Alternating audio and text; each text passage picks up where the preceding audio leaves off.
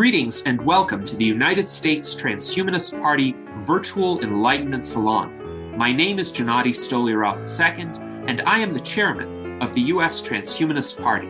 Here we hold conversations with some of the world's leading thinkers in longevity, science, technology, philosophy, and politics. Like the philosophers of the Age of Enlightenment, we aim to connect every field of human endeavor and arrive at new insights to achieve longer lives, greater rationality, and the progress of our civilization. Greetings and welcome to our Virtual Enlightenment Salon today on February 27th, 2022. These are unfortunately highly unsettled and troubled times in world history, but there is a bright spot in the world today. And that bright spot is in Africa. There are some promising developments in Africa that our guests are going to highlight today. In particular, the advent of the fourth industrial revolution and how Africa and Africans can make crucial contributions to the coming technological singularity. So we have a distinguished panel joining us today. We have our Director of Visual Art, Art Ramon Garcia. We have our Legislative Director, Jason Geringer. We have our Foreign Ambassador in Spain and Technology Advisor, Dr. Jose Cordero. We have our Director of Longevity Outreach, Ben Ballweg. We have our Director of Sentient Rights Advocacy, Tom Ross. And we have our member, Edward Hudgens, who also works for our allied organization, which is featured in today's Virtual Enlightenment Salon, which is TAFTS, the Transdisciplinary Agora for Future Discussions. So representing the Transdisciplinary Agora for Future Discussions is also Ugo Chukwu, who is the Chief Operating Officer at TAFTS, and he is the author of this excellent work, An Exercise in Clear Thinking, which I read and reviewed back in December of 2020. And we had Ugo as our guest for a prior Virtual Enlightenment Salon in December of 2020. And hopefully later on, we'll also have Brenda Ramokopelwa joining us. She is the CEO of TAFTS, the Transdisciplinary Agora for Future Discussions. But in the meantime, we would like to play an introductory video that TAFTS has compiled to give us some of the highlights of the forthcoming Gen 4IR Summit. 4IR stands for the Fourth Industrial Revolution, which will be held in South Africa on March 24th and 25th of this year. So let us play this video now.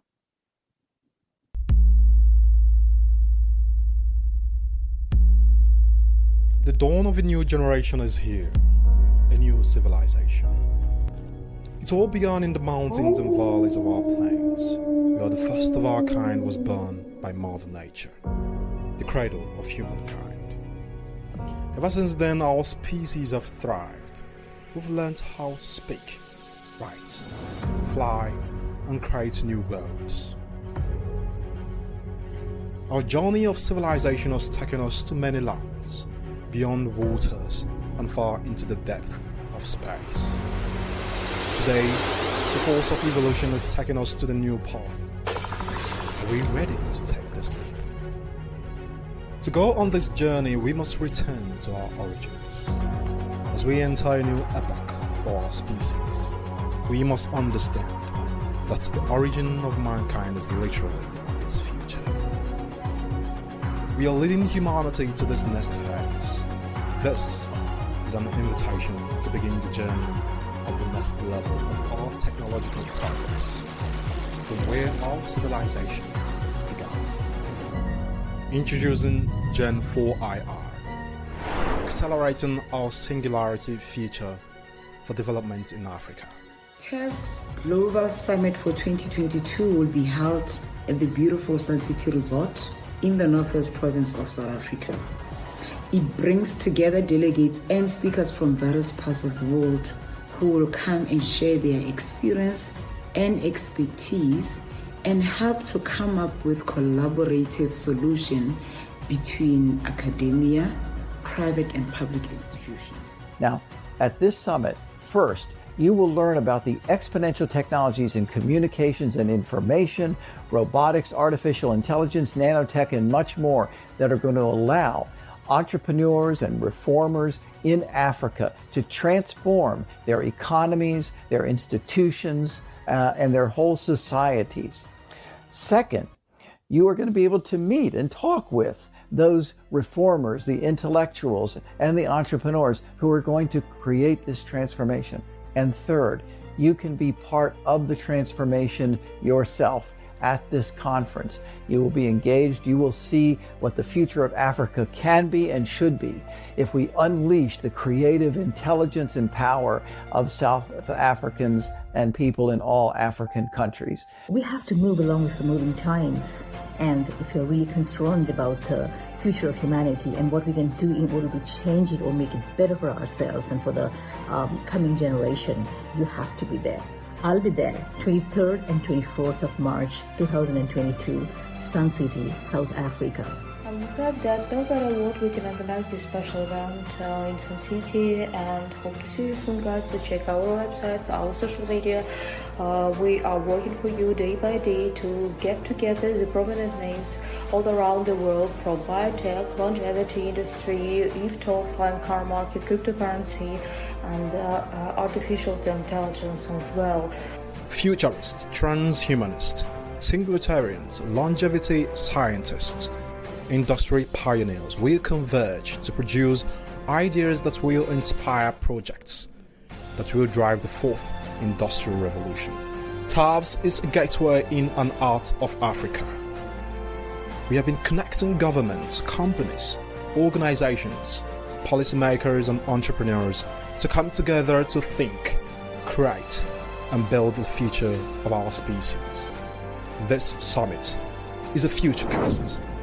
It features everything from education, blockchain solutions, smart cities, medicine, life extension, amongst many others.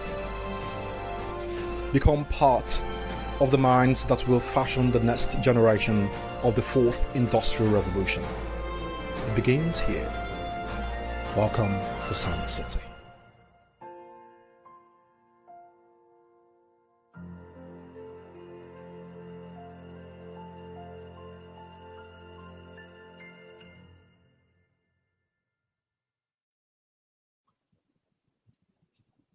Excellent video and a great introduction to the TAFTS Gen 4 IR Summit.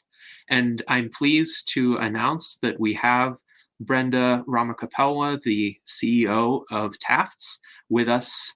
So thank you, Brenda, for joining us. This is an opportune occasion to ask you to provide us with a brief update as to the work that TAFTS has been doing since you became the CEO. Now, we most recently had a virtual enlightenment salon with the officers of TAFTS back on August 2nd, 2020, when our friend and director of sentient rights advocacy, Tom Ross, was the CEO of TAFTS. But a lot has changed with the world and a lot has changed with TAFTS since that time. So we're eager to hear what is new and what is ongoing. Brenda, you have the floor. Thank you so much, Janadi, and thanks to everybody at the Enlightenment Salon and the USTP for giving us the opportunity to be here tonight. Yes, as you rightly said, a lot has changed at TAFTS, but we are still on the same mission, that one of opening the gateway into and out of Africa for young futurists. So we have embarked on a lot of projects leading up to our summit, which is coming up on the 23rd to the 25th of March. So some of those projects include the educational programs that we have with the schools, specifically schools that are in the rural areas, and trying to give them awareness sessions, providing them with skills, and also working with them to build projects that will be beneficial not only to them as young futurists, also to the communities that they come from. So some of those projects, for example, is the agri-tech projects that we have that, that will help them in such a way that they can start to feed themselves. They are growing vertical farms. They are also involved in beekeeping. Some of those projects will be showcased at our summit, and some of them are into creative arts, and we will start to see some of those coming to life in the next few months. And we are hoping that, they can share some of those ideas when we get to the summit. As far as TAFS is concerned, we are growing day by day. Our footprint since our registration in South Africa back in 2020 has increased a lot.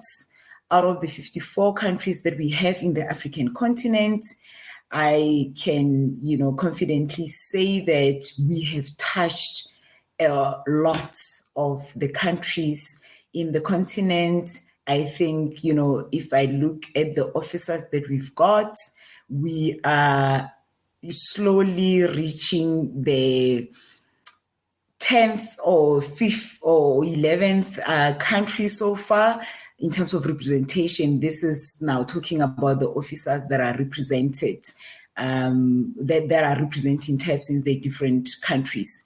We are hoping that by the end of next year, maybe we would have reached at least about 25 countries, and then we can keep going like that in the next few years. But with the summit coming up and with a lot of interest from young people in the African continent, we can easily reach double that number in the next year or two. Excellent. Well, thank you for this overview, Brenda, and it looks like you have ambitious ongoing initiatives that cover most of Africa and are quite promising in terms of teaching young Africans the technological skill sets that will be necessary to propel them forward as participants in this new era of emerging technologies. Now let us go to Ugo Chukwu, the Chief Operating Officer of TAFTS. Please proceed with your remarks and tell us more about the summit and the works of TAFTS. Yeah, thank you so much, Gennady, and thank you guys for having us. It's a great pleasure to be here. So I'll begin this way. The work we're doing at TAFTS is a work, I think, is a humanity project, in the sense that, like we say, you have in the video, that's the origin of humanity is literally its future. We understand there is a higher sense of consciousness and understanding of the stage at which our species is currently at. And the level of technological progress, emerging and convergent technologies that are driving the progress we have today, is pushing us to the point that it appears that progress is moving at a speed that we are unable to catch up with. And it's important for us to understand that as humanity progresses, we go forward in this in our evolutionary progress, no part of human race should be left behind, or even can be left behind, because if any part of human race is left behind, then it actually presents a problem for the other people. So the work we are doing at TAFTS is one that is, like I say, it's a humanity project that is focused on driving the progress, not just for Africa, but for the rest of the world. Now, we believe that any progress that should be driven has to be intentional. The future of humanity, progress is not automatic. It is not automatic. It's something that has to be intentional. We have to build it intentionally. And then we keep talking about the singularity, that opportune time in the future when our technologies converge so much that it becomes almost impossible to predict what is happening. But we believe at TAFS that just like you're driving in your car in the night, and then you cannot see the end point of where you're going, but the headlamp can allow you to see the next pole, at least the next pole. What we are doing is to allow us to shed that light, to bring that intentionality into the equation of how these technologies are evolving, how these technologies are growing, and then to use that intentionality to build in a sense of urgency to our to young leaders in Africa. Africa has the youngest population, youngest growing population, and as we go forward into the future, this population can either become a blessing or a curse, depending on how it is managed, depending on the kind of empowerment that it's given. And so we understand the work that is ahead of us. And then these young population, they are not just people that are there and they have nothing to do, but these are passionate young people who are ready to drive progress, who are ready to push things forward. And they have a lot of faith in humanity. They have a lot of faith in the work we are doing. And the rate at which they're adopting technology and progress and the progress that's coming out of it is very high. If you come in Nigeria and even in South Africa, the rate of technology adoption is very high, it's very rapid. And so the work we are doing at TAFS is actually creating the platform, creating the platform for these young people to spearhead the future that it's already theirs. We are bringing leadership into it. And as futurists, you cannot talk about the future without having a strategic understanding or a strategic plan of how to actualize that future. That is the work we are bringing at TAFS. That is the work we are doing at TAFS. Providing the platform for these young people to actually do what we call future casts, which means an intentional approach of building a future that is sustainable for all of humanity. So we are not just going into the future and then approaching the technologies that we have with that blind, some kind of blind enthusiasm, but actually and a level of intentionality that actually drives progress. And that is what this Generation 4IR is all about.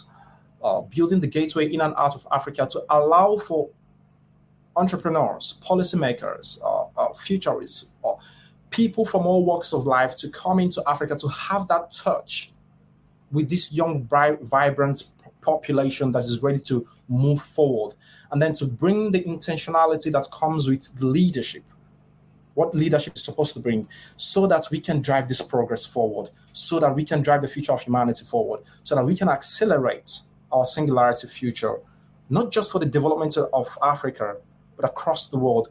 Every well-meaning human that believes in the spirit of humanity to drive progress through its tools, its technology.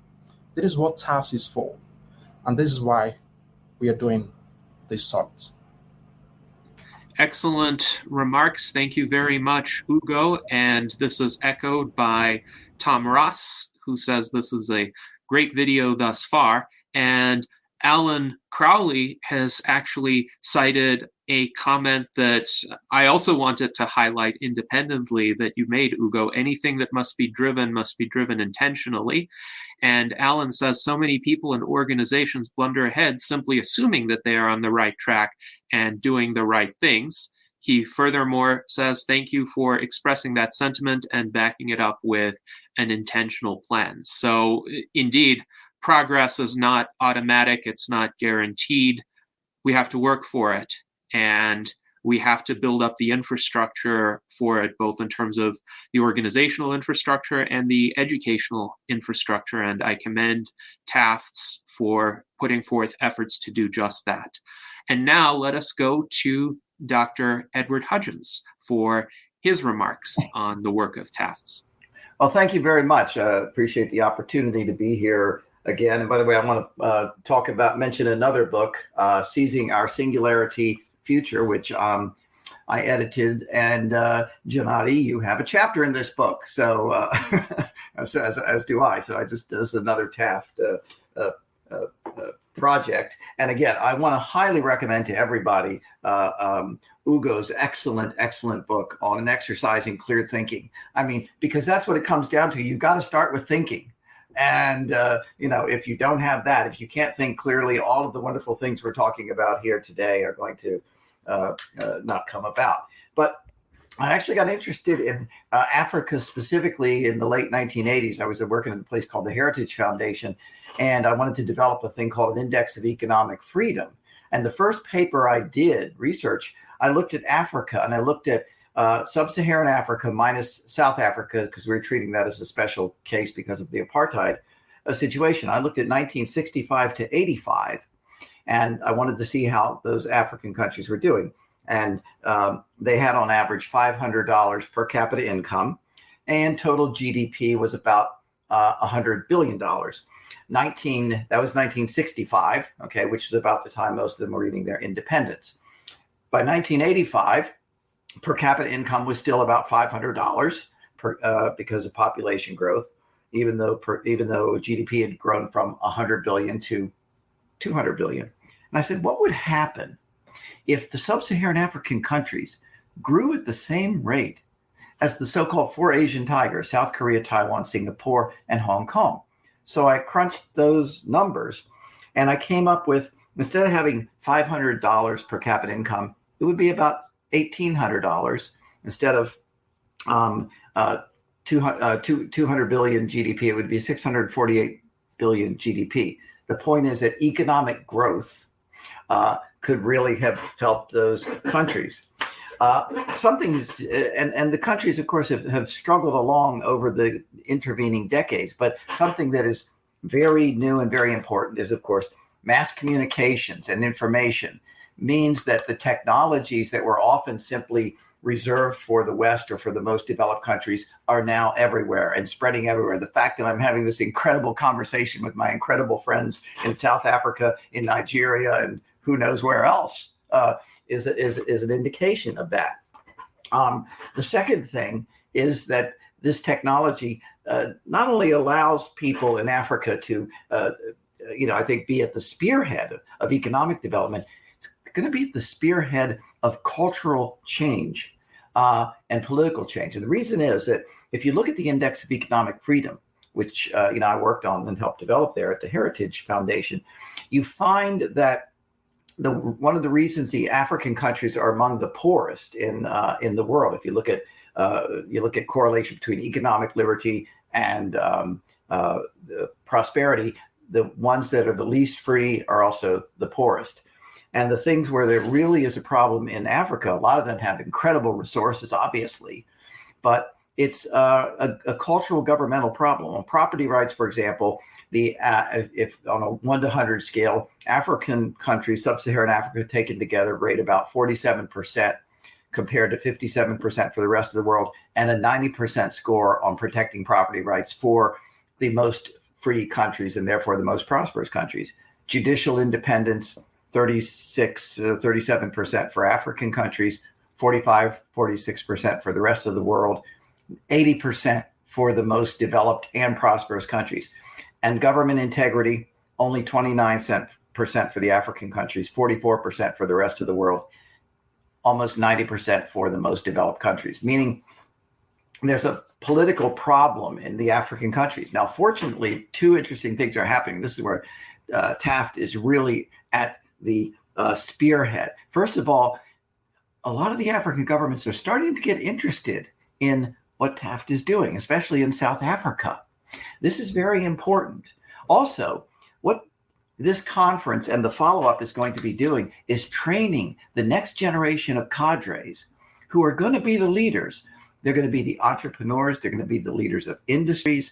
They're going to be the leaders of education. They're going to be the leaders of government and all of the various institutions. So this isn't just a matter of educating about the incredible promise of technology, which it is, but the overflow is going to be incredible. One of the things, and Brenda, you might want to speak to this a little bit more on the next round. What Taft is doing is developing curricula to go into schools that's going to incorporate what we call future studies. And I think this is the first time I've seen this done anywhere. I know that there are courses at various universities and various places that focus on different aspects of it, but developing a whole curriculum like that is so entrepreneurial in the educational sense that I think you're going to see wonderful things coming out of that effort. And I'm proud that I'm going to be part of that. I'm looking forward to providing some contributions, rounding up some other folks who can provide contributions as well. I will certainly be, I probably can't, unfortunately, come to the conference live because of some family issues, but if I can't do that, I'll certainly be speaking at the conference, recording live on video in some way. And I'm right now, what I'm going to be doing right after this call is contacting people at the World Bank and other places to see if I get them to come to this conference. They're the people who need to listen to this. So one of the things I'm trying to do is recruit.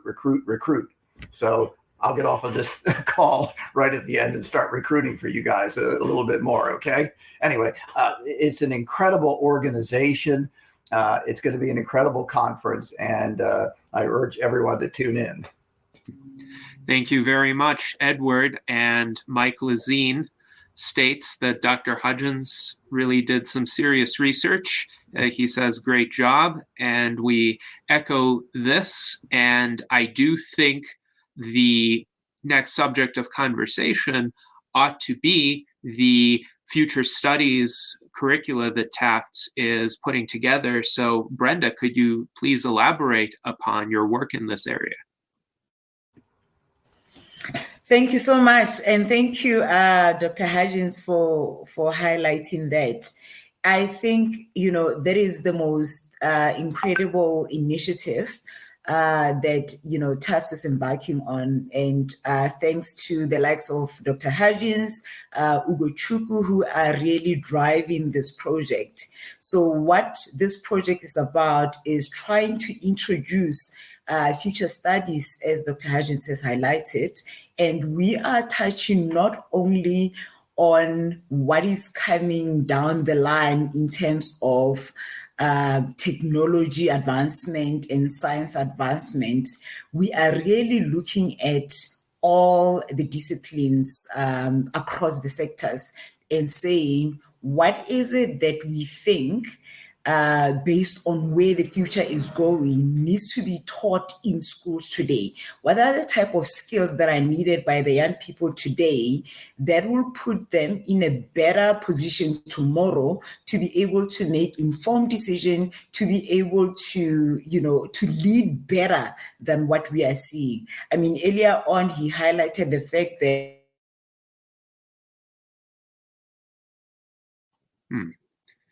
It seems that we may have lost Brenda's connection. Oh, she's back. Okay. Apologies about that. My internet connection is a bit unstable. But so as I was saying, there's lack of leadership, strong leadership in some African countries. And there's a lot of work that needs to be done from an educational point of view. So we are looking across the sectors and across the disciplines and seeking out experts to come and contribute to this particular curriculum. Our aim here is to put something that can be consumed by kids that are still in elementary level. And then we're going to look at kids that are in the intermediary level and put something together for them. And then we're going to look at, higher education, so your universities, and say, what is it that they need? I mean, if you think about it, people that finish school today, I mean, if you think about a 4-year degree, by the time a young child finishes that 4-year degree and they qualify, most of the stuff that they learned in the first and the second year cannot be used. So what we want to do is to equip them with practical skills that they will be able to use while they are studying and also after they are studying, to complement the curriculum that they already have. If you think about entrepreneurs, we have seen in the COVID era, in the past 3 years, people lost their jobs. people became redundant in their jobs. So we are looking to build or help people develop skills that stays relevant regardless of the change, the skills that they can use to benefit themselves and also benefit the communities that that they live in. So we are calling out for experts across the world. If you are able to contribute or can contribute to this program that we are putting together, that will be absolutely amazing. We are hoping that we can launch this program or this curriculum at our summit that's coming up in March, and we will do it chapter by chapter or volume by volume, and probably start by giving it to the schools that we have already adopted, like I spoke about, the schools in the rural areas that might not have access to good quality education, and use that as a pilot, and then as we go along, roll it out to the different schools. And the way this has been designed, and Chukwu will touch on this as well, it is in such a way that it is fitting for a child who goes to a good school that have got quality education, and a school that is based in the rural area. So we have customized it in such a way that it can be consumed by both. And also what we want to do is, even though we're studying in South Africa, we want to roll it out to all the African countries, but we recognize that not all countries in the African continent are the same. The needs are different because of the diversity that we've got. The way we roll it out will be different. So as we go along, we will customize it so that it is fit for purpose as well. Yes, thank you, Brenda. And we have a question from our friend John H. on the Future Studies curriculum. He wonders if a lot of those future studies materials will consist of regular STEM stuff. STEM stands for science, technology, engineering, and mathematics, which is future-oriented by its very nature. So I'm wondering if you could briefly discuss what proportion of the curricula would be aligned with more of a standard set of STEM subjects versus what proportion would be more uniquely futurism oriented? So as far as STEM stuff is concerned, I think that will be the foundation of it. So I'm not gonna, talk about the percentage that will be STEM stuff. I think Chukwu and Dr. Hudgens will be more suited to answer that question, but the foundation will be STEM stuff, because we still want to make sure that the basics are covered. And also we want to align with the curriculum that's already out there in the school. If I take the South African curriculum, for example, STEM is very, very important, and they will make sure that at least about 40 to 60% of the curriculum is, STEM subjects. So we will ensure that it still aligns to that, but it's very futuristic as well, in the sense that you don't just learn, like basics of robotics as an extra curriculum. It is something that you really need to learn and understand.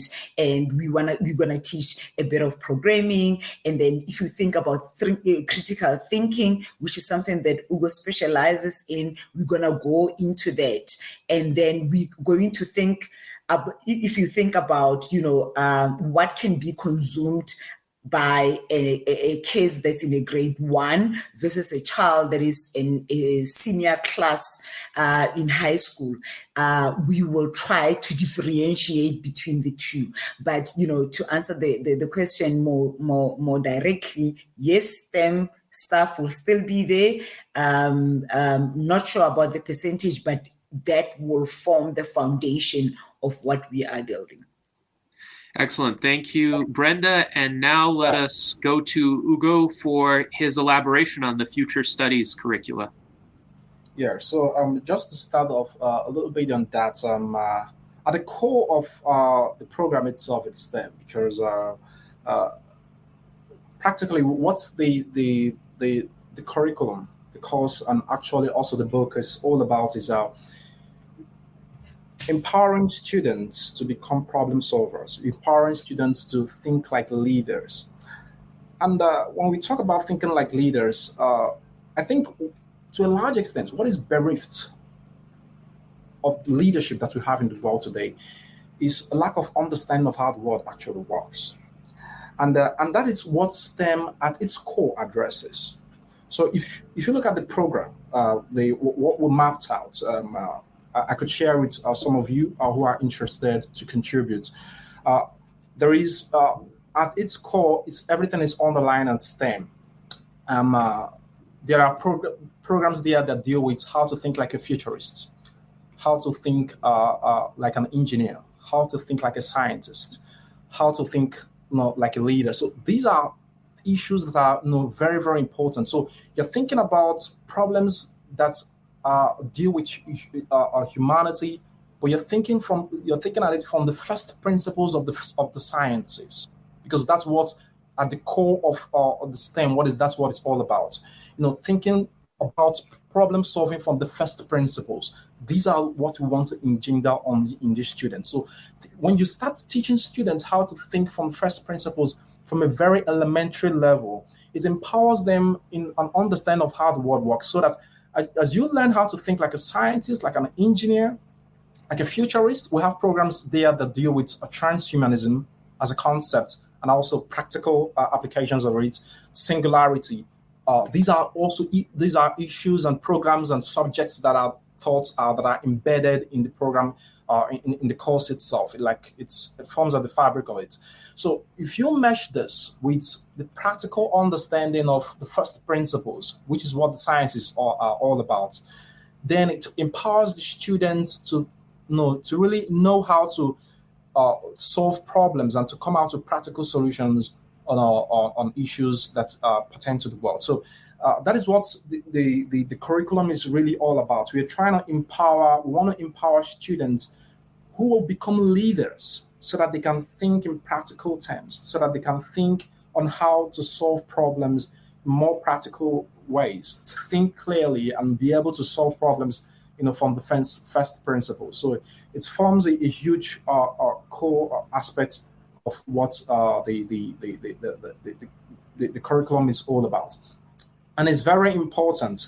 Like I tell people that we train futurists to become leaders of tomorrow, because as I define futurist, a futurist is not just someone who rolls out futuristic theories or exciting possibilities of how the future is going to look like.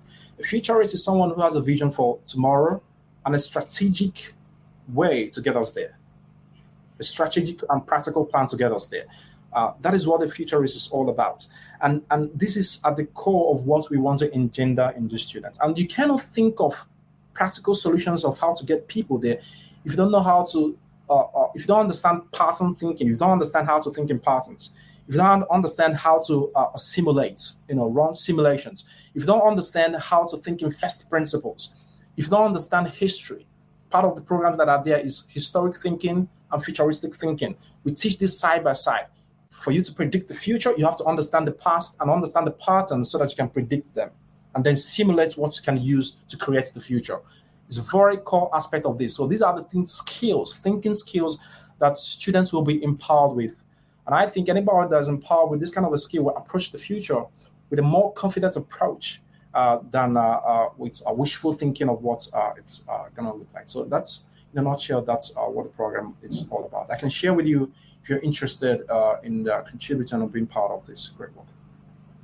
Yes, thank you very much, Ugo. And we have some feedback from our audience. John H. says, lack of understanding of how the world works. Yeah, that could be a problem if people lack such understanding. He also says, our species needs lots and lots and lots of improved critical thinking skills. And Daniel Twett comments that cultures of continuous improvement must replace cultures of unquestioned obedience. And of course, that is what critical thinking strives to do. Edward, would you like to say a few words about the future studies curricula?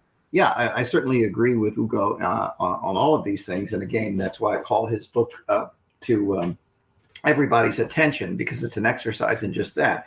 By the way, in talking about the dynamics of future economy, one of the things that a lot of people are starting to focus on as well, they should, is lifelong learning and what we call, getting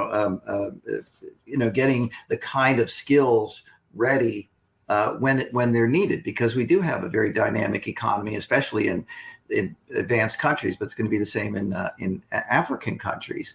And having a system where people know how to learn. It's not just that they learn whatever the skill is that they need, but they know how to learn so that they can always be upgrading themselves, just like we upgrade our computer programs, right?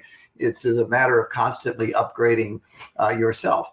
I'm very interested, by the way, in thinking in what I call synergy, meaning that you always have dynamic factors, economic factors, cultural factors, political factors, all working together. And part of what I think is being a futurist is to see how those are all working together and what direction they're pointing in, so that we can, in a sense, get ahead of the game. We can never predict perfectly. By the way, another book I want to call to people's attention, and Gennady, I know you had him on a recent show, was David Wood's book, Vital Foresight. And again, his book is very much about how to think about the future and develop that skill. And you're always going to be thinking, yes, in first principles, but you're always going to be rooted in the real world and looking at the long term. And again, to have a unique curriculum that can do that can teach people how to think, how to look ahead, how to take into account the dynamism of technology, to me is incredible. And again, I'm hoping that, because I'm trying to do it also in the United States, I'm hoping that maybe Africa and what we're doing with here is going to be able to influence other countries. I know South Africa government is interested in this, and some of the other governments there are interested in this as well. I'd like to see that coming to other countries as well. And we have some opportunities in the United States also for that. So again, this is incredibly exciting. And to me, in the long run, after the conference, this is going to be the most important thing in the long run. And because who controls the institutions, who controls getting people to think in certain ways, in this case, critical thinking, that's what's going to make the future, is the individuals, how they think, what their ideas are. And so again, it's an incredibly important enterprise. Excellent. Thank you very much, Edward. And also, I would like to acknowledge the generous super chats we've received from our friend John H., as well as earlier on from Kimberly Forsyth. And she did share the live long and prosper greeting in her super chat. So we are conveying that right now. And Kimberly, you yourself should live long and prosper. Thank you very much. And now we shall go to our friend Dr. Jose Cordero for his remarks. Well, I am so happy to be with you participating in this event with TAPS, and to see Brenda and Ugo so active and doing incredible things for Africa and for the world. I just came back from Dubai. I was 1 week at the Expo 2020, which actually is Expo 2022. And it was a lot dedicated to Africa, because Dubai is at the intersection of Africa, Asia, and Middle East and Europe. So some of the most beautiful, fantastic pavilions were pavilions from Africa, the African Union as well, and different countries, obviously large countries like Egypt, Nigeria, South Africa, Ethiopia. So I had a fantastic time.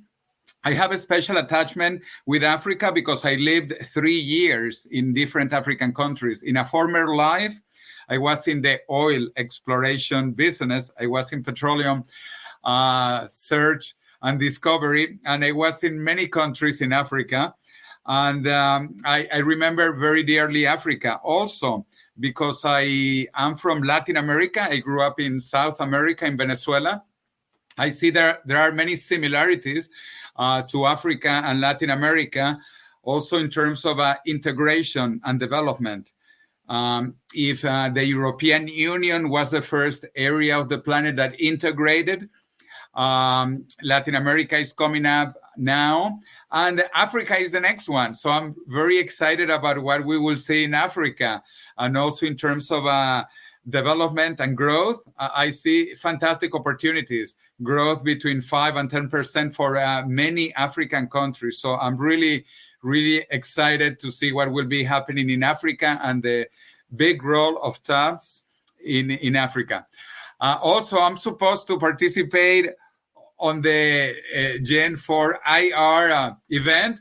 And I am wondering if you can update us. What is the latest on travel conditions, situation with Omicron in South Africa, and all of that? Because it is complicated to travel. And again, now that I was in Dubai, it was not easy. You still need all these COVID tests, certificates, to border, to get into airlines, in some countries to go to a restaurant. So what is the situation in South Africa? How is that going? How many people do you expect to have in the conference? And tell me more about that, because I'm really excited and looking forward to it.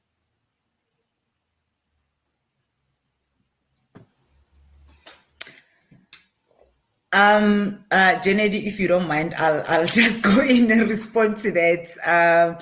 Thank you for the questions, and we're looking forward to welcoming you to South Africa. As far as the COVID situation is in South Africa, I can confidently say that it is under control. Our, infection rates have gone down dramatically. Even the death rates have gone down dramatically. So the Omicron is not an issue. I don't want to say it's not an issue. It is an issue because COVID is still here, and we're still worried about the infection and people not vaccinating and all of that. But it is under control. Yes, there are still very strict protocols that need to be followed as far as safety is concerned, to ensure that you stay safe and you keep everybody that you interact with safe. So as far as travel is concerned, you will be required to take a COVID test when you board, and if it is positive, I think depending on the airline that you're using, you will not be allowed to board.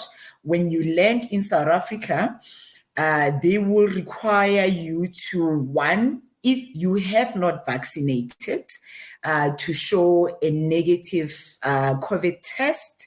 The mandatory vaccination is no longer required anymore. It's no longer there anymore. So in other words, even if you have not been vaccinated, you need to show that negative test. As far as quarantine is concerned, it is no longer 10 days, it is now 7 days. But when you get to the restaurants, there's no requirement for you to produce a vaccination certificate or anything like that, but you will have to sanitize, you have to keep your mask on in all public places. Your social distancing is still required. If you go into conferences and all of that, obviously, the same protocol will still apply. And, at the core of it is making sure that you are safe and you keep the people that are around you very safe. One thing that I can tell you for sure is that the health services in South Africa, and as is the case across the world, are working very hard to make sure that this virus is contained. And, we will as well at the conference ensure that all of our delegates are safe. And we are expecting about 160 people to come to the conference. and 60% of the people that have shown interest or we are expecting to come are coming from outside of the borders of South Africa. So it will be 40% local and about 60% that we are expecting to come from other African countries or outside of the African continent. Excellent. Thank you, Brenda, for that important overview for anyone who wishes to travel to the Gen 4 IR Summit.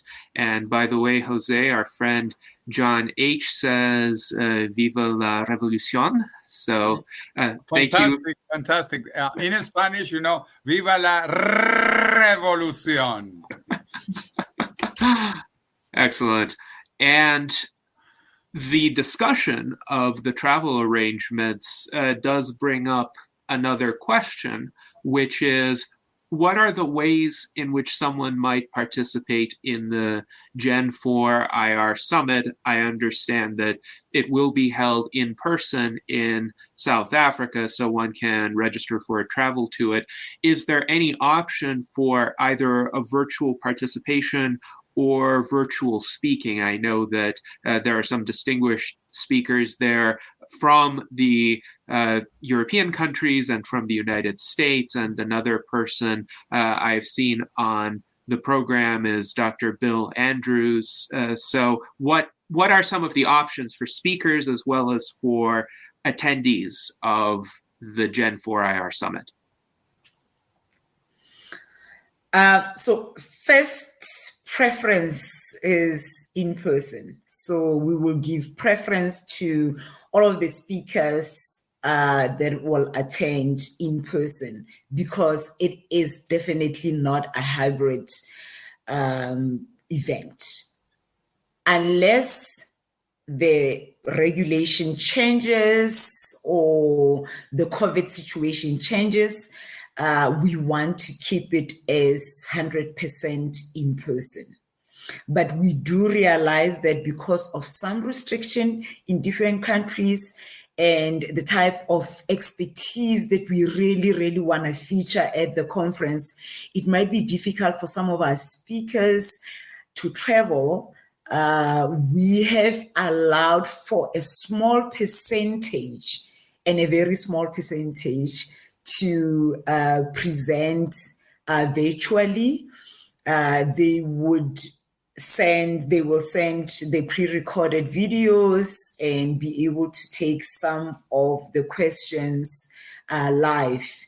But that is a very small percentage, and most of the speakers will be flying into South Africa because we really need that, in-person connection and networking to happen.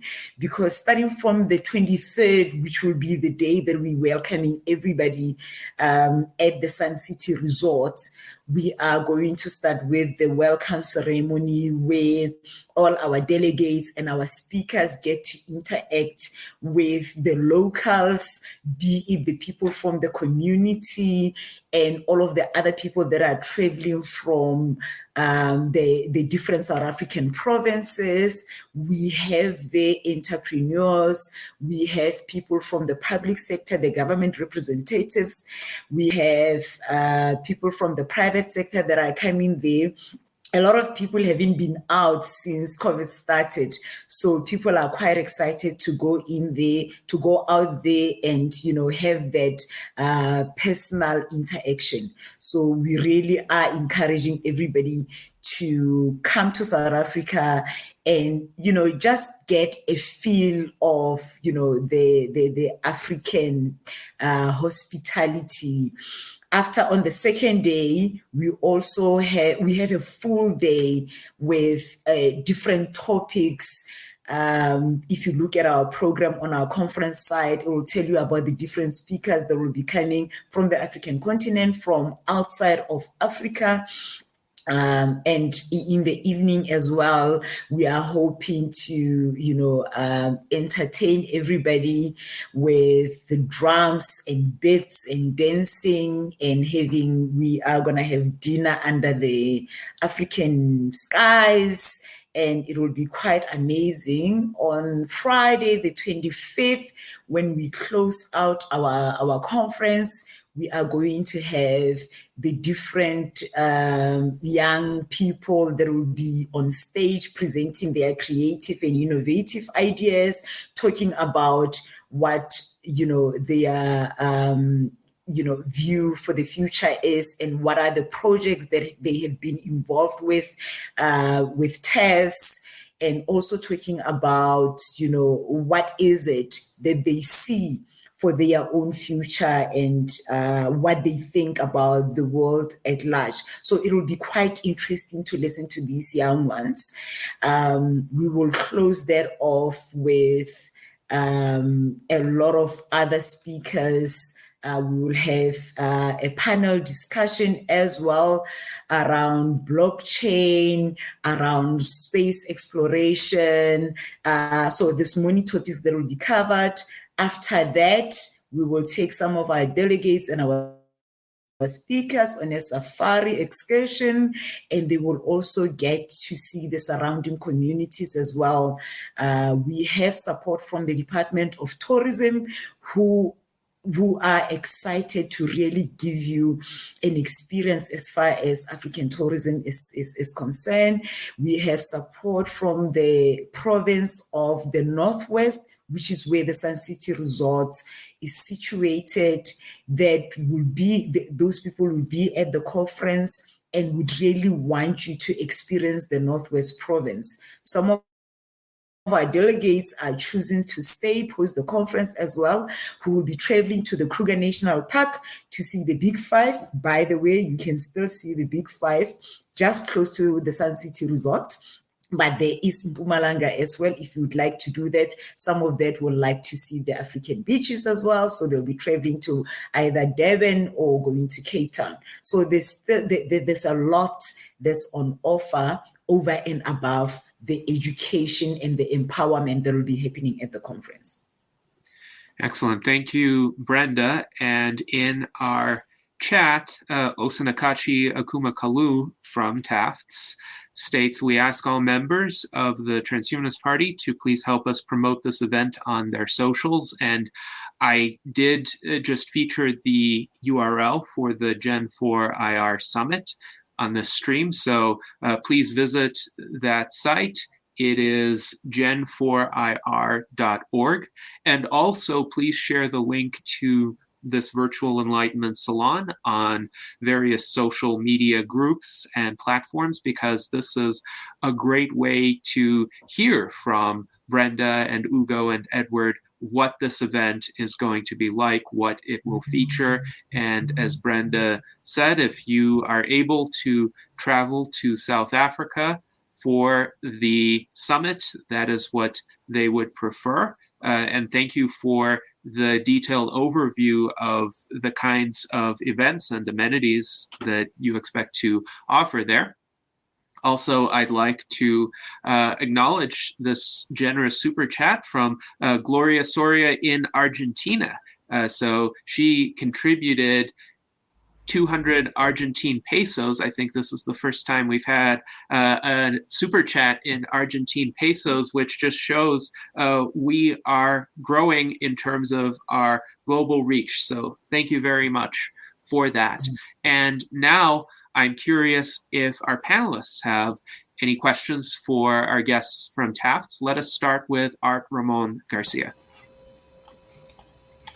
Yes, as you push this program into some of the other poor countries in Africa, is there any way that you can sort of, do the STEAM part with the arts and maybe sort of coax that with a heavy dose of nationalism so that you don't end up with a lot of brain drain in some of these poor African countries?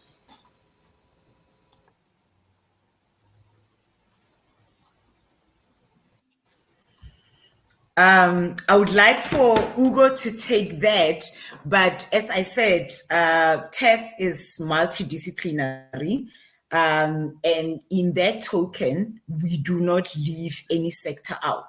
And we want to ensure that, in our conferences, in everything that we do, we incorporate all of that. If you look at, some of the work that we are doing, we are really touching into the arts. Our recent project that, we started, it is still in its infancy.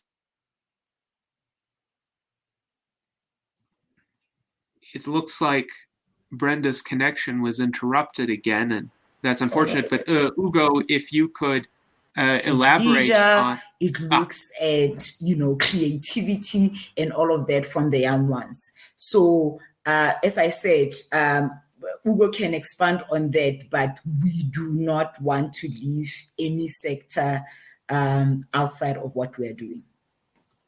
All right, thank you. Ugo, please go ahead. Okay.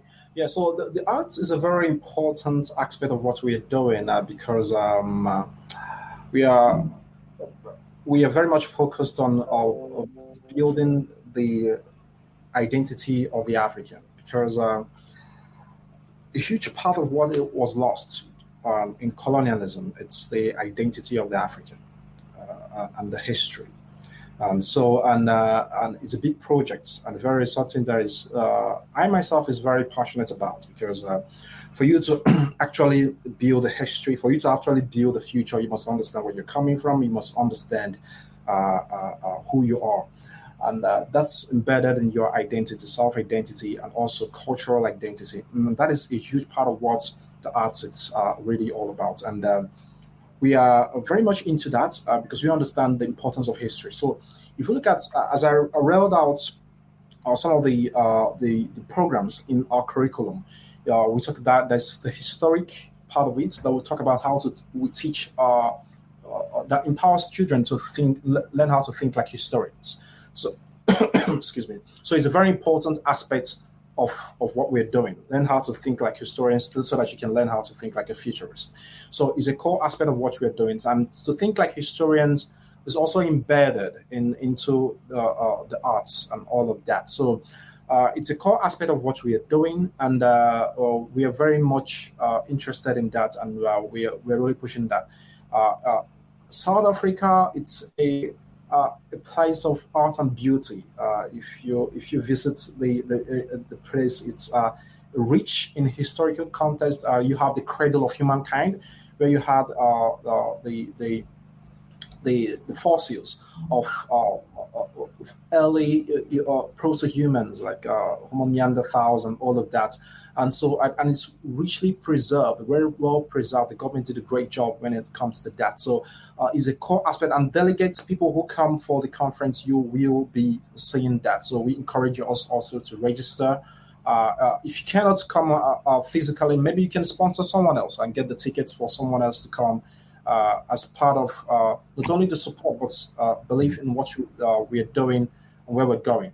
So it's a core aspect of it. So we're going to be showing that to people who will be at the conference. So, and we're also looking at how to bring in a digital version of all of this, to digitize the art, and through virtual reality and augmented reality, to bring this to create a more immersive experience for students and also for people who are across the world to feel what Africa has. These are some of the projects that we have in line. We want to go into detail some of these things. These are some of the things that we'll present at the conference. The historical part of Africa and the rich cultural heritage of Africa merged into virtual reality and augmented reality as a way of passing across the history and also the understanding of the rich African content. So the art is a key aspect of what we are doing, and we cannot leave that behind, because we've already suffered enough from what happened during the colonial past. We can only build from what we have from there, and we are very much prepared to build formidably into the future. Mm-hmm. Yes, thank you very much, Ugo. And of course, in this venue and the Virtual Enlightenment Salons, we very much emphasize an interdisciplinary approach, and that means integrating art, science, philosophy, technology into a coherent understanding of the human condition, because these are all parts of the human condition. Edward, would you like to elaborate? Yeah, just a few quick things. I have this beautiful sculpture that I got in 1990. I seem to get a bit of a glare here, in Tanzania. And I was there working on development issues, and the Tanzanian Youth Development Foundation sponsored a tour of the entrepreneurs in working in that country. And I've got this very beautiful sculpture here. Of course, in the United States, one of our national slogans is in Latin is "E pluribus unum," out of many, one. When you talk about Africa, it's like talking about Europe or talking about, for that matter, the United States. There are many different cultures with many beautiful things, but ideally you want to have some unity on certain basic principles. And so what I see Taft is doing is not sacrificing, well, Nigeria has different culture in some ways than South Africa or Kenya. I've been to Kenya too, by the way. So I sort of think of it that way. I'll just say one other thing. When you talk about the unity of art and technology, I'll hold up the creation of someone who was absolutely obsessed with art and beauty and technology. And of course, it was Steve Jobs, who of course, was the co-founder of Apple, who created all the incredible technology. And he was very obsessed with, I don't want it to just be a piece of technology. I want it to be beautiful. I want it to have that integration of beauty and practicality and usefulness. So art, there's a call out to a unity of issues. Excellent. Thank you very much to Edward. And now let us go on to Jason Geringer for his remarks. Hey, I'm right with you. I think you're right in the right track as far as education goes. Africa could be possibly in a position to skip past some of the the problems that it takes when you innovate into a new kind of system. And the education system, I don't know what yours was like, but mine was not. It could be way better. It's like cookie cutter, and it's not. And all of the information is out there on the internet. I'm like no educator. I created a whole social learning group where I used opinion polls to try to figure out the best lessons out of each of the lessons. And, I just copy and paste stuff. So anybody can do it. And you're right. It's very important that the curriculum is eclectic and, centered around primarily things like you said, first principles and knowing how to learn, and there's a whole lot of really useful skills that can be learned pretty easily nowadays online that I don't know if they're teaching in school or not, but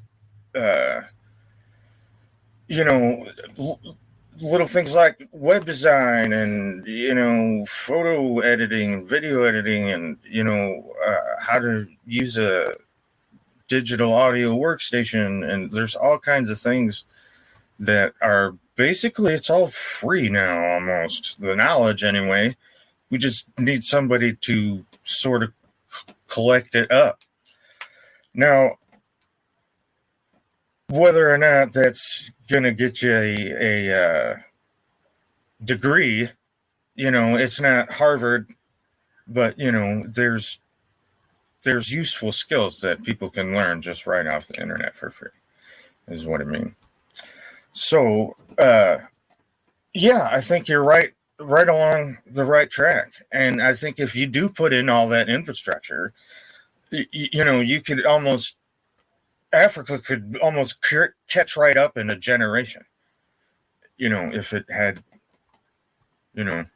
I'm curious though, with your curriculum, how do you handle who is the teachers? Is it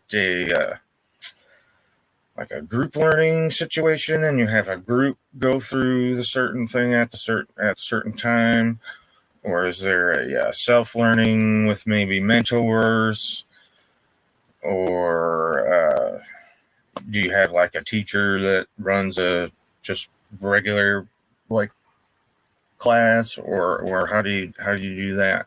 I'm just curious. Okay. Thank you, Jason, for that. So I think I want to just comment on your initial remarks. So yes, there's a lot of information that's freely available on the internet, and people can get that. The main problem with Africa is access to that. So we might have all of this information available, but the type of people that we are primarily targeting are people that are disadvantaged in the sense that they do not have access to that information. A simple thing like having access to internet itself, knowing how to use a computer, is a challenge. For some of these kids, you have science and technology as part of the national curriculum. But when you look at what they have learned at school, it doesn't even cover, the basics of that. You get to varsity when other kids are starting to, when you are so good, you can actually qualify to study computer science. You get into your first class and other kids are, getting into programming and whatever. All you're trying to do is figure out where is press, alt, delete.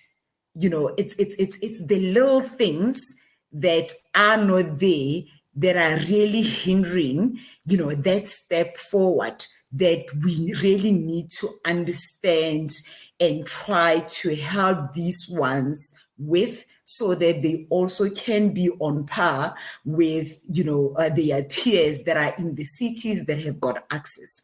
If you think about some of these kids, before they even get to school, the small thing that they're struggling with is, did I have, is having a meal? They're hungry. They get this feeding, schemes at the different schools, but the type of food that they eat, it is winter. They do not even have clothing. The teachers themselves, they do not have access to this information that they're needing. The school curriculum starts in January. They only get textbooks 6 months later. What is it that they have covered in the past 6 months? So that is why we keep talking about TEVs, understanding what the issue is, and then customizing whatever it is that we are providing as a solution, or working with that community to find a solution to ensure that it is fit for purpose. So where I can do programming at a school that is based in Johannesburg and just go full steam, at a school that is based somewhere in rural Northwest, it will be something totally different. I need to make sure that, first of all, the school has got a roof and, the kids can sit there and there is a computer, if I'm going to talk about internet access and stuff like that. So we need to also just, understand that the situations will be different from one point to another. But I do agree with you. Organizations like TEVs want to do exactly that, to collate all of this and make it easier to access for these people.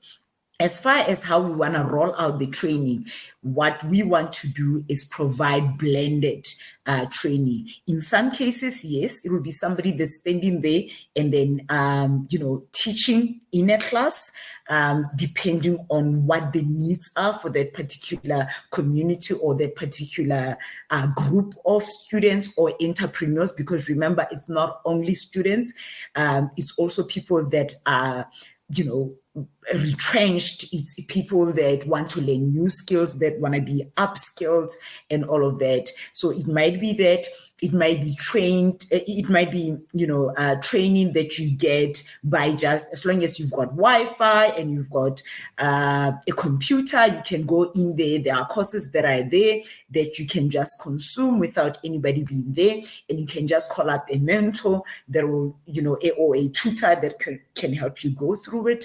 In some cases, it will be a group setting where, we deliver a particular training module.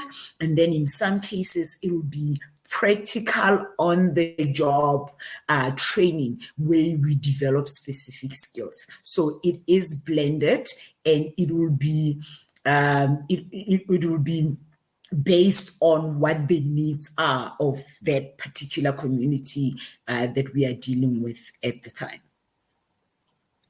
Yes, thank you for that answer, Brenda. And it looks like Edward would like to comment more and reference a book that he's holding. Well, yeah, I was going to reference a book, but also I'll do that first. But then I want one of my trustees, Michael Strong, is an education innovator, and one of his books is called The Habit of Thought. And he is one of the people who's perfected kind of this.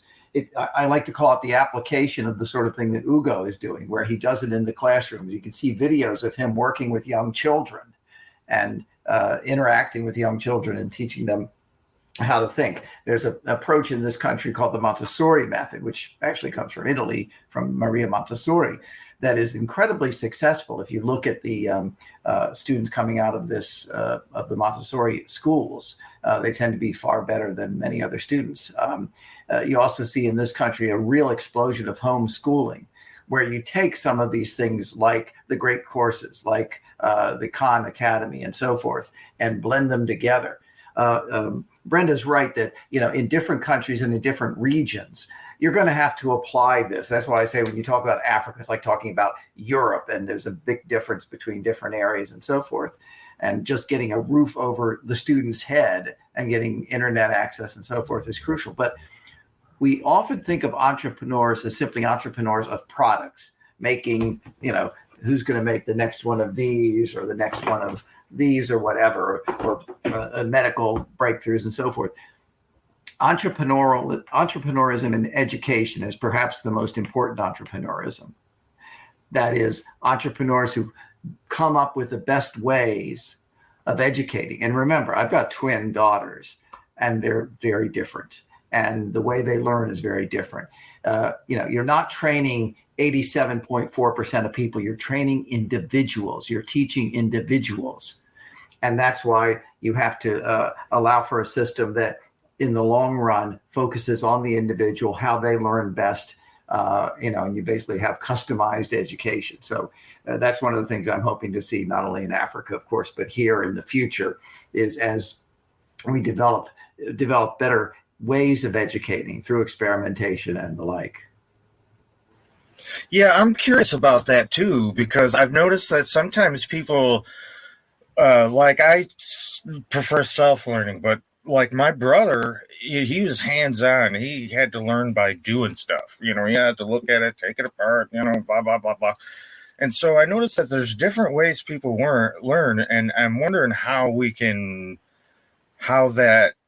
because it seems more difficult for the hands-on people to learn digitally because, just it's inherently not hands-on, so I'm wondering how to, we can make stuff for them kind of people rather than, I don't know, it's going to be interesting. Go ahead, Yanni. Sorry.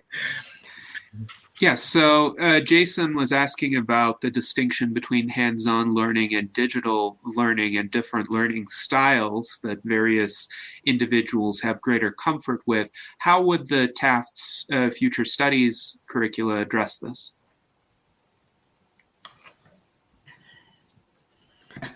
Ugo will add and help me out here because he does a lot of this training. But as far as future studies are concerned, as I mentioned earlier on, our learning or our delivery of the skills development and all of that will be blended. We need to look at, one, what is the needs? Two, who are we delivering this training to? And, where are we delivering this training? And based on all of those factors, then, that will determine how the training is done. So the learning can be as part of the curriculum, as I mentioned. In some cases, it might not be part of the curriculum. It might be as an extracurricular thing. In some cases, it might be, we have to go out there and, make it a short course that we will teach them in the classroom. In some cases, it will be a subject that will require them to be in the workplace where it is practical learning for some people that are not able to maybe digitally learn. For some cases, even the language becomes a barrier. So you really need to explain some of these things in the language that they understand. So it is not going to be a one-size-fits-all. It will be based on the needs of that community, on the needs of the individual students that we are delivering this to. So I can't say that, this is what it is, and if whoever the consumer is needs to be taught or upskills, this is how we're doing it. We are gonna have to do a little bit of assessment and see how we can best deliver. Because if we are going to choose one way and do it the way we think works, it might not, deliver the results that we anticipate. It has to be fit for purpose. It has to be for the benefit of the person that is getting that learning or getting that training. Yes, thank you, Brenda. And Ugo, please elaborate on the various educational methods. Also, as Edward mentioned, you have been doing a lot of work in teaching critical thinking to children, and I would be curious to hear from you what approaches work most effectively in that regard. Okay, thank you so much for that. As a learning coach, I'm a learning coach. So I've worked with students 2019, 2020 as a learning coach, helping students in schools. My first book was Exercise in Clear Thinking, which you've shown. And my second book is actually focused on learning, infinite learning, where Edward talked about lifelong learning. So those provide you with the practical cognitive skills that will enable you to learn how to learn. Now, as far as learning goes, and I'm privileged to be one of those that are heading this project of the Fish Studies. So as far as learning goes, there are things that are very important that you need to understand when it comes to how to apply learning. And this is what we consider, putting these things, putting this curriculum together. Now, the human mind functions in a certain way. There is the semantic memory, and there is the episodic memory. The semantic memory deals with when you learn theories, like when you read books and then information about theories of how things work, and then you learn those stuff. It doesn't deal with practice. So when you go to school, the traditional school that we go, and then you sit down in class and you're taught, what you get educated in that is what you build is semantic memory. Now, that has its place when it comes to human learning and what you're going to do in the world. Because for you to understand how to apply something, you have to understand the theory behind that, the laws guiding that. When you understand the theory behind that, it becomes easier for you to practice that. And the practice is when you talk about active learning. That caters, active learning caters to episodic memory, because episodic memory allows you to do the hands-on when you get into the experience and then you feel it. at the point that you are interacting with that subject, or with the thing you're doing, the memory is getting coded in your genes. It gets encoded in your DNA because you feel it. It becomes part of your memory. So it becomes part of your subconscious mind or subconscious system because you feel it on that part.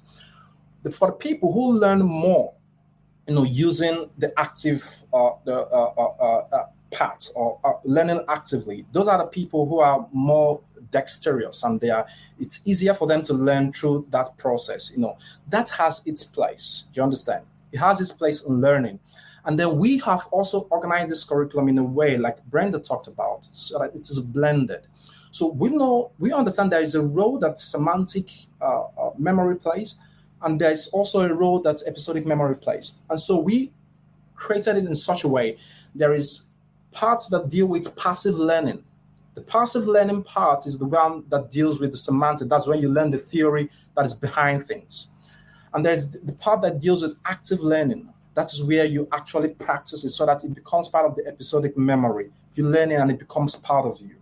So these things have their place. They have their importance, and we address them appropriately, putting the curriculum together in order to address this part. So it's important that we understand that even our technology is growing. We are at this point at the stage where we even have virtual reality that to some extent can also augment, when it comes to help in some way. It cannot remove the physical experience that comes in active practice. It cannot remove that, but it also augments in that. But as Brenda talked about, for most of these young children in Africa, especially from the rural areas, they're even talking about how to get access to this information in the first place, to get access to this kind of knowledge, and to get access to the tools that will be used in practicing this. There's also another aspect that comes in when it comes to mentorship. That has its place also, because you can give students the opportunity to practice, to get into the learning into the practice, and then take things apart and then put them together. But there's also a place where you will need a guide. You will need someone that is more experienced, so that something that is normally going to take you like a year or two to learn, it can take you 6 months to learn. And that's the part that mentorship comes in. So a mentor does not remove the process, it only shortens it, makes it so that you remove the unnecessary mistakes that are not important for you to go through. And then you go straight to the point and you're able to learn quicker and learn faster. So this also has its place. So why Brenda said that it's a blended learning process, a blended learning experience, is that we understand the roles these different parts of human mind play, and then we integrate it into the curriculum so that there is part that caters to the semantic that allows you to learn the laws behind things. And then there's a part that caters to the practice where you learn actively. And there's a part that caters to the mentorship that allows you to learn much faster, quicker, and try to get things first. So this is more like a facilitated learning that allows you to learn how to approach things quicker, learn faster, and then move on. And so it's a very important program that we're designing. And it's not something you don't get it all at the start. That's why we're looking for collaborators, people to come in together to collaborate with us as we're going through this. But the structure is set in a way that allows for people to have that facilitated learning process that is all-encompassing, that embraces the different faculties of the human mind, so that you can embrace that. Because when you talk about human intelligence is not just catering to a particular thing. Human intelligence is not only about IQ. All the human capabilities come into place when you talk about human intelligence. And this is what we're trying to a large extent to address, to have that all-encompassing experience for the students to learn quicker, faster, and then grow from that. Mm-hmm. Yes, thank you very much, Ugo. And also, I would like to thank Pam Keefe for her generous super chat. She says, good to see the fostering of this kind of thinking in Africa. Next, I would like to go to a question from Zach Richardson, our Director of Publications. So he wonders if this active learning approach means customized learning for each person.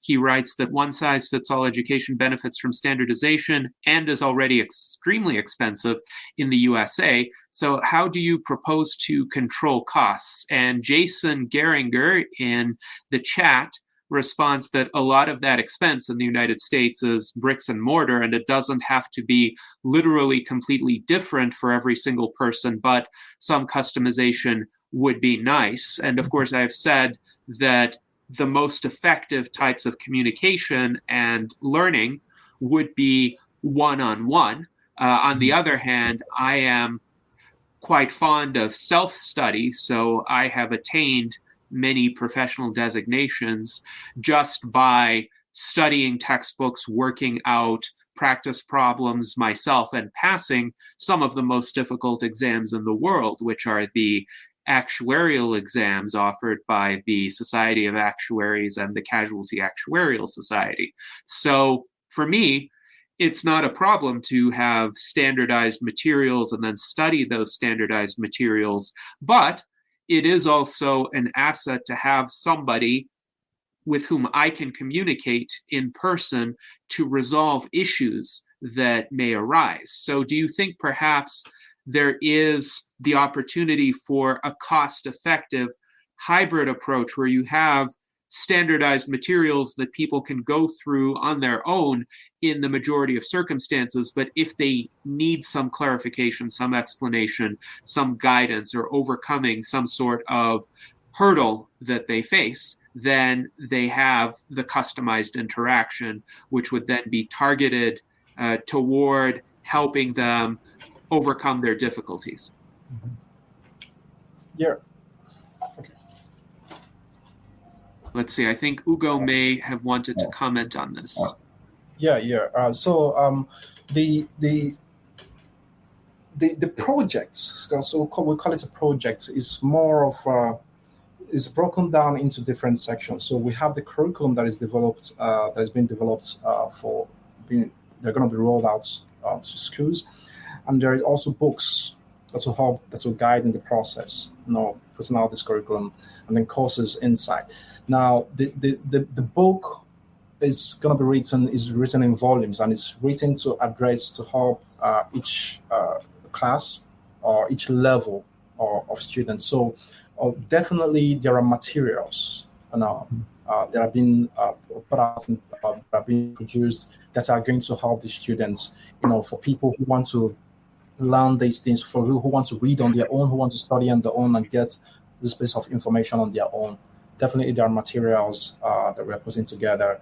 Some of those are going to be presented at the summit. You're going to see them, and then after the summit, we're going to start rolling some of those things out. And we're also reaching out to experts in different areas of the industry, of transhumanism, on different areas, so that they can contribute. Because we're not just doing this alone. We are also reaching out to contributors to come in and bring in their own works and work together with us. So we'll see how we can fashion these things together. So it's more like building a system that works, a system that actually caters to human needs. So this is an entrepreneurial approach, like Edward talked about. It's an entrepreneurial adventure. So you don't know the end from the beginning. So most of the things that we say here, most of the things that we think as we go into the field, and then we interact with the students, and then we get on the field and start interacting with the students, most of our assumptions will change, because reality is the best teacher. Like, you get in there, it shows you that this is what you need in order to solve this problem. And you've got to adapt to that. You've got to adjust your position in order to help to serve that. So that is the approach that we are using. That is an agile approach that actually adjusts to situations as it gets along. So it's, definitely there are materials, and there will be more materials as we go along that will help for students to know. Yeah. Yes, excellent. Thank you, Ugo. And now let's go to Edward. Yeah, I'll just say very quickly, I agree with this. And just a couple of quick points is that, the sort of assembly line mass production approach to education starting in the 1800s, when you had very literate populations in Britain and France and places like that, did a good job of teaching the basics. It was one size fits all. It was the sage on the stage saying, this is what you do, and people consume it.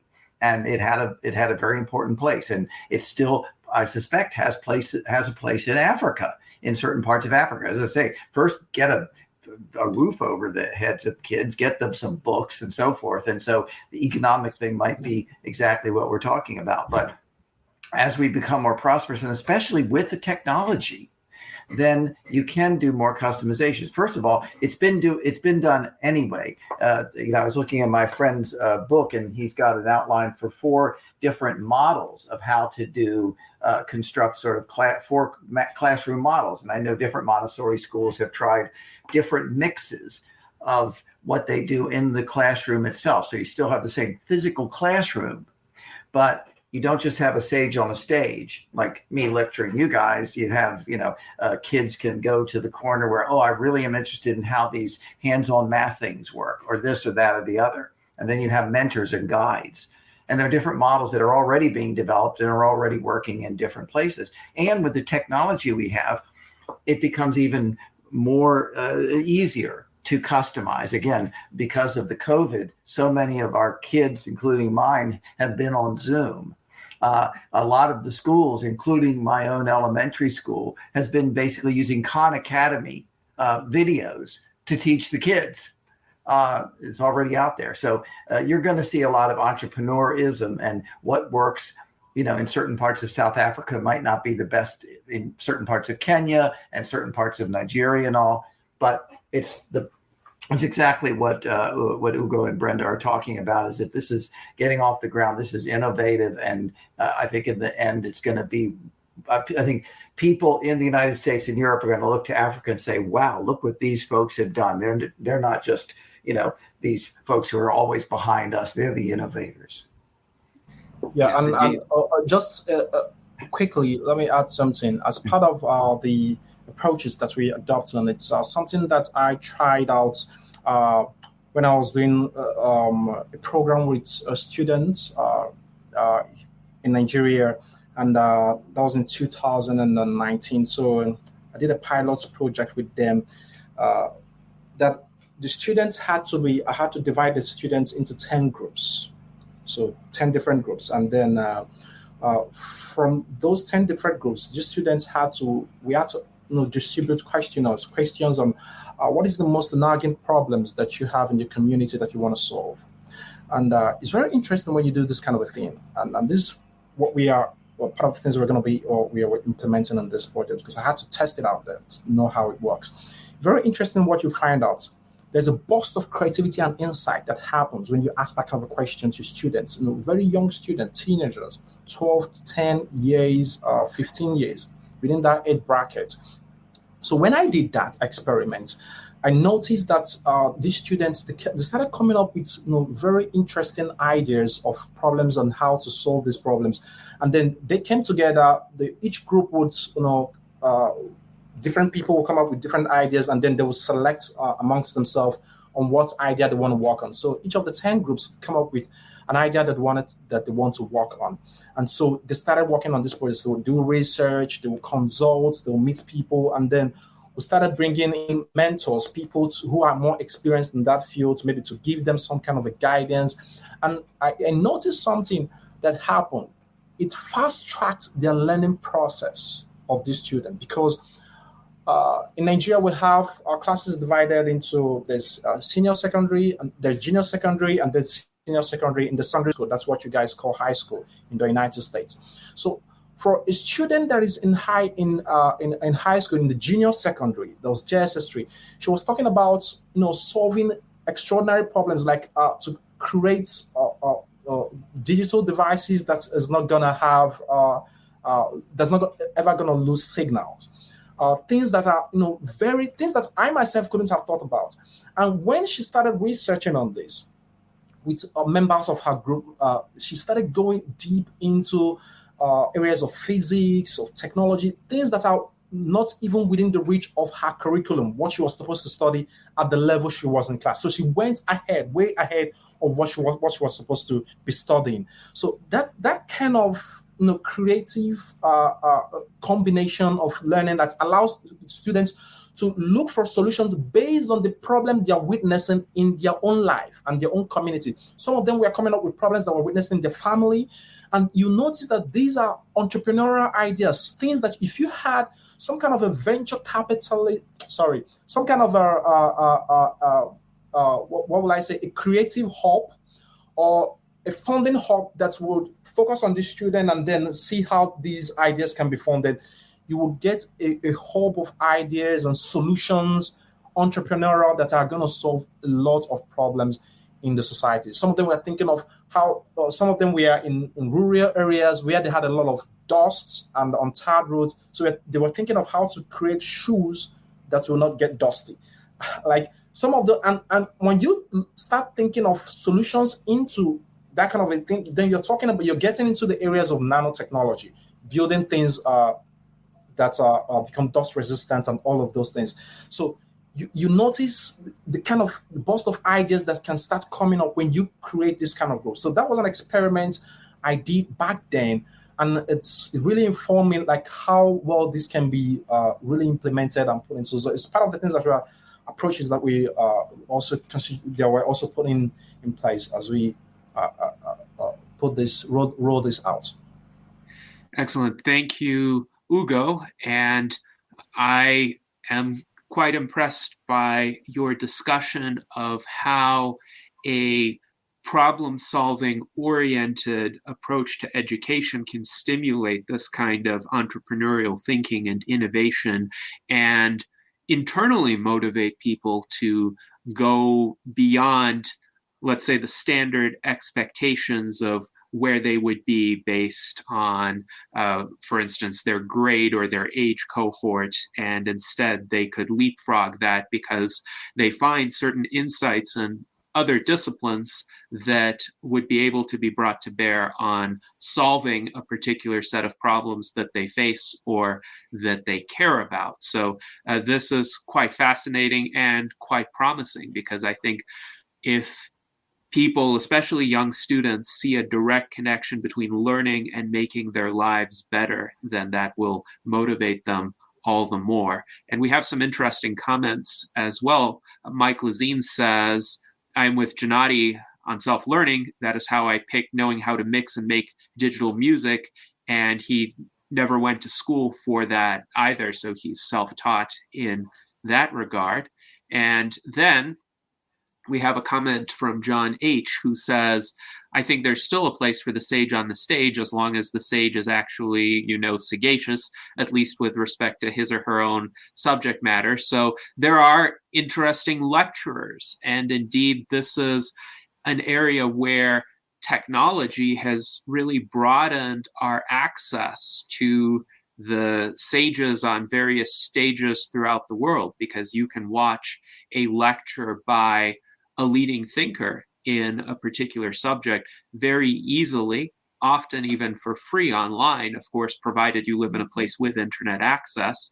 And for places without continuous or regular internet access, I think Tufts is doing a great service by providing these kinds of materials to the students there. And of course, hopefully, as the digital revolution in Africa unfolds, more and more locations are going to have the kind of internet access where we will have a lot of Africans coming online and taking advantage of the media that already exists for free on various platforms. So now let us go to Ben Ballweg, our Director of Longevity Outreach, for his remarks. I want to dovetail from Gennady saying that Sage on a Stage, that these virtual enlightenment salons also are a Sage on a Stage opportunity, but also people can ask questions of the Sage on a Stage too. So little plug for this very product that we're streaming right now. I wanted to ask, I hope two separate questions, and just shoehorn them in quickly if possible. There was this Transhumanism and Africa conference yesterday that I was not able to attend. I wondered how your upcoming conference will be dovetailing with that. Second question, if you can squeeze it in. Wondered who one of the most intriguing Africa-based researchers studying longevity is right now that I should be getting on my radar?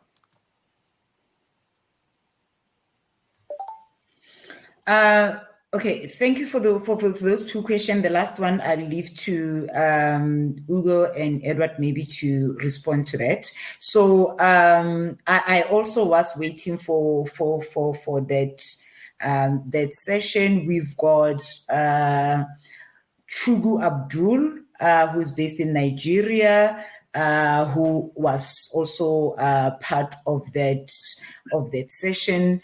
I have not received feedback on that because I remember I was waiting in there for about 30 minutes and it wasn't starting. So I have not received feedback. I see there's a link that's coming up now. So I'm hopeful that it was able to continue. But Chukwu Abdul is our head of African markets at TAFS.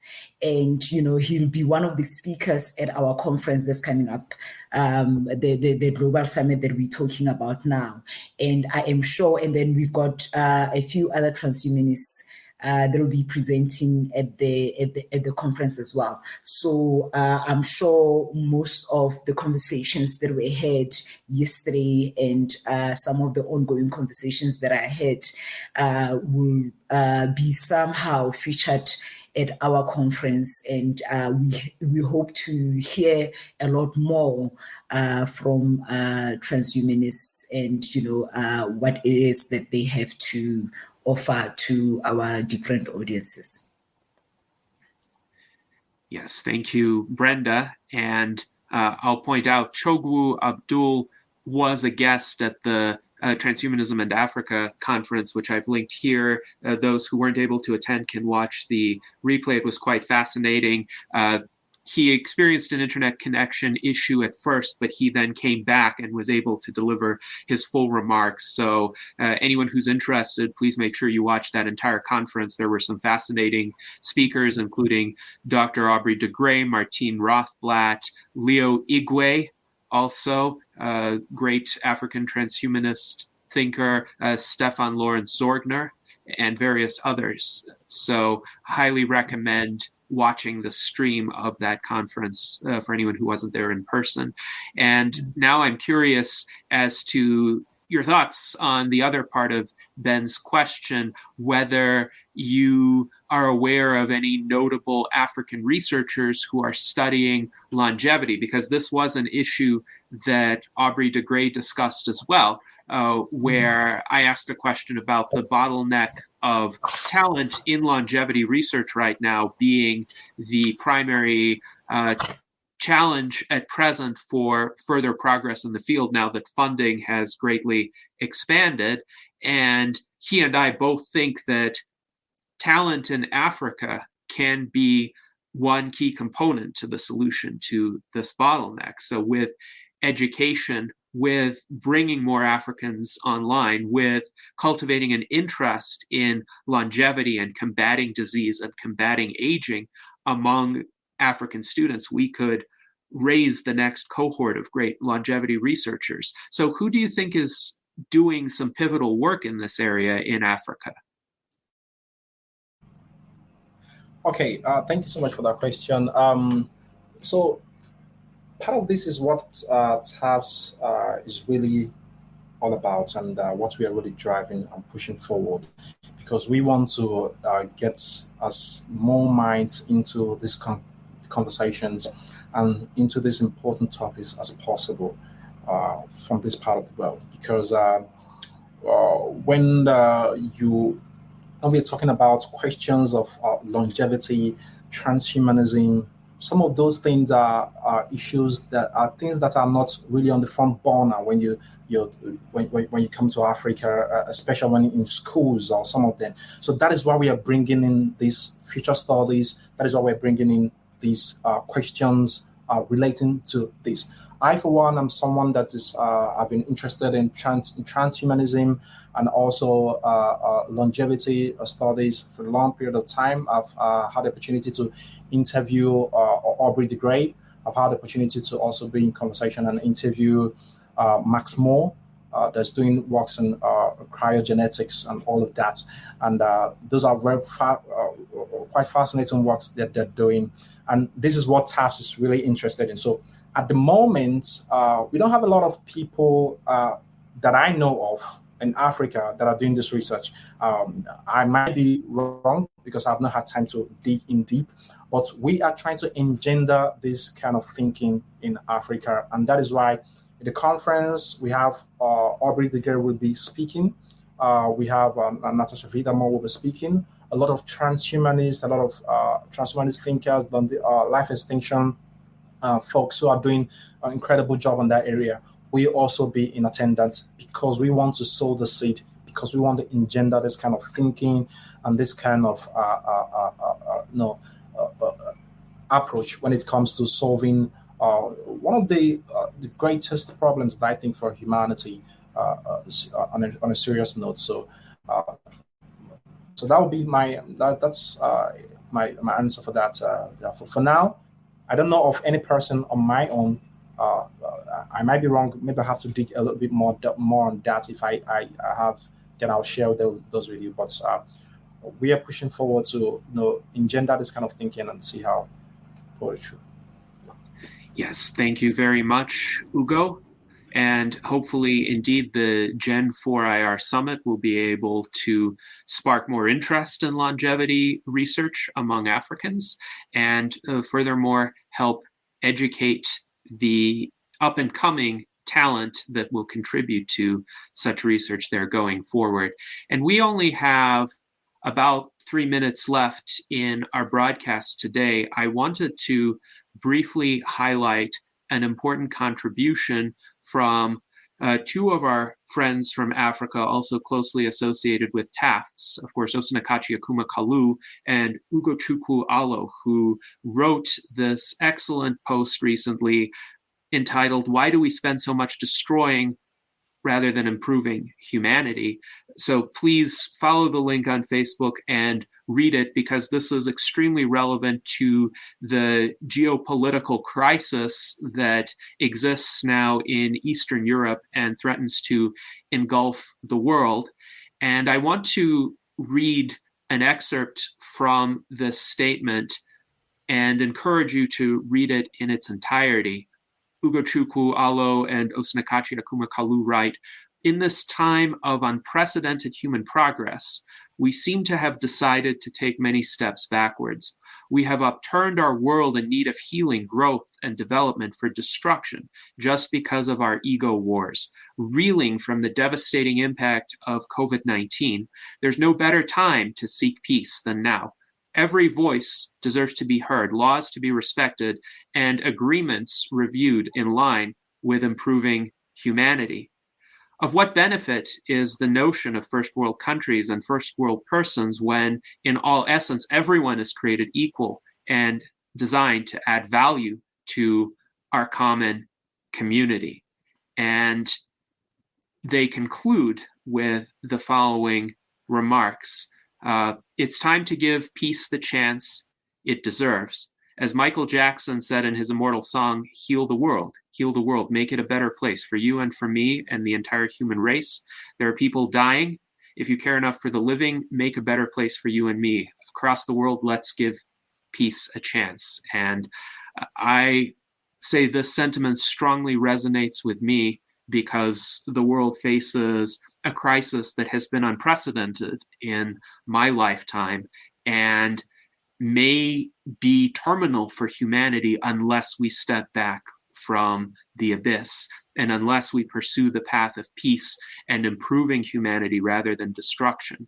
And this is where our friends from Tafts and our friends in Africa can provide extremely valuable perspective, because I think people in the Western world and Europe and the United States, they're often at loggerheads. They have what seem to be fixed, immovable positions that they will not budge from because of foolhardy pride.